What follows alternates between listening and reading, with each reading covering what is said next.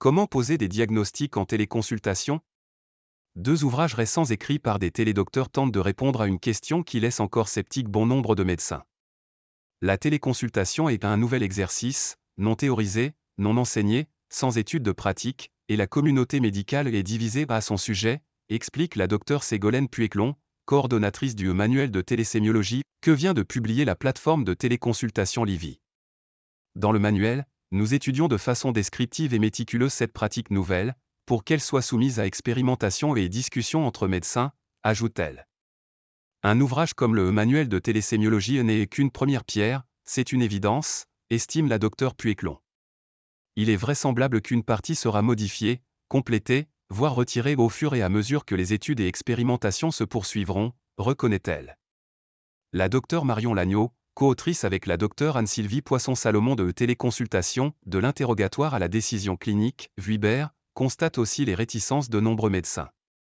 Traumatisés par l'épisode Covid, qui les a contraints à consulter à distance sans y être préparés, beaucoup de praticiens continuent d'estimer indispensable d'avoir le patient en face de soi, explique-t-elle. Pourtant, les deux médecins auteurs en sont persuadés, il est souvent possible de faire à distance des consultations aussi solides sur le plan médical que celles réalisées en présentiel. J'ai fait beaucoup d'années de télémédecine en gastro-entérologie, où les médecins n'arrêtent pas de dire que l'examen clinique est indispensable, et je ne suis pas d'accord, on peut parfaitement faire de la très bonne gastro-entérologie sans examiner directement le patient, avance la docteure Lagneau. Les tenants de la téléconsultation rappellent qu'en médecine, l'interrogatoire du patient, qui peut se faire sans problème à distance, joue un rôle fondamental dans le diagnostic. Selon les études scientifiques, l'interrogatoire permet d'établir le diagnostic dans 70 à 80% des cas, estime le docteur Lagneau. Autopalpation. Le manuel de télésémiologie du docteur Puéclon va un peu plus loin qu'un guide détaillé d'interrogatoire, en s'intéressant à l'examen vidéo des symptômes corporels, et aux gestes que le patient peut lui-même faire sous le contrôle à distance de son médecin, comme l'autopalpation. Certains disent qu'on ne peut pas faire d'examen clinique sans examen physique, mais notre manuel essaie de démontrer le contraire, indique le docteur Puéclon. Pour autant, aucun des deux médecins ne prétend que la téléconsultation peut répondre à tous les besoins.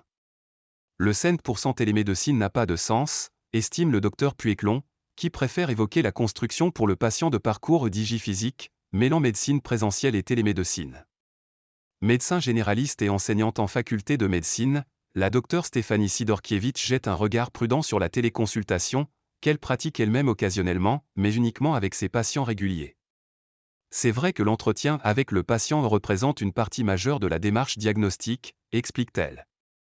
Mais face à un nouveau symptôme, il est quand même très courant de faire un examen clinique. Et il est très difficile de savoir en avance si on va pouvoir s'en passer ou non, fait-elle observer. Par ailleurs, il y a plein de questions à vérifier scientifiquement, estime-t-elle. En l'absence d'examen clinique, le médecin ne va-t-il pas avoir plus tendance à prescrire plus d'examens complémentaires, radio, prise de sang, pour se prémunir, s'interroge-t-elle.